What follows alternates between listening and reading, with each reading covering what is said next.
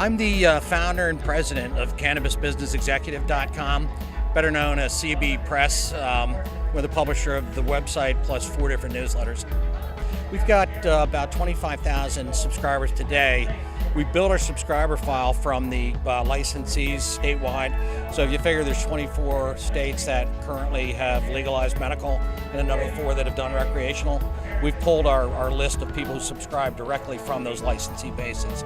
We've also put together a list of the regulators state by state, as well as the new ancillary businesses that are serving the environment. So the whole idea is to put buyers and sellers together to help the industry grow and prosper from a commerce perspective.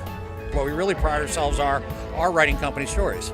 So I interview a lot of the CEOs of these companies to figure out what they're doing that's making the businesses work. The third side of that kind of editorial mix involving the people that actually advertise with me is we've got a heavy-duty resource area that publishes white papers. We pick up press releases from PR Newswire. We've got webinars that we run. We've got the advertising environment. We've got a job board. So there are a lot of ways we can engage with people that want to serve the industry.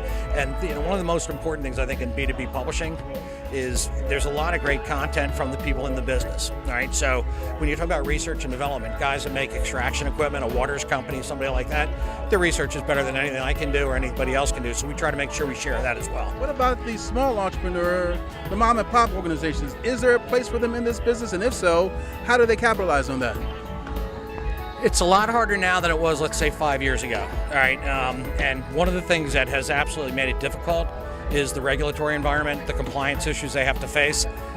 We just did a big piece on that, and some of the larger players are actually buying a lot of the smaller players.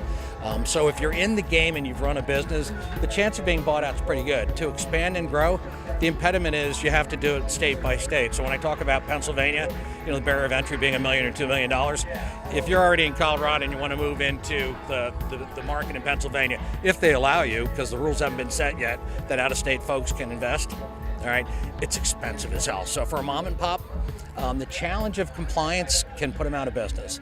All right, the challenge of too many licenses being issued by the regulatory environment can put them out of business. Supply doesn't match demand.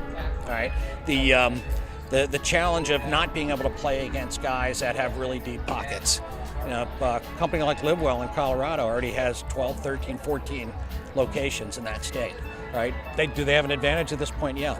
All right, and they had deep pockets going in, really smart business people going in.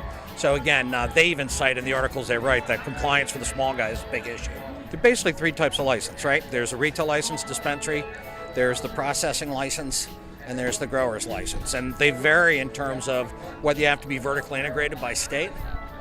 The reality is there are opportunities in each of those segments. We've got some friends that are starting the first distribution company in the cannabis space from my perspective. Guys called Calyx out of California and Colorado.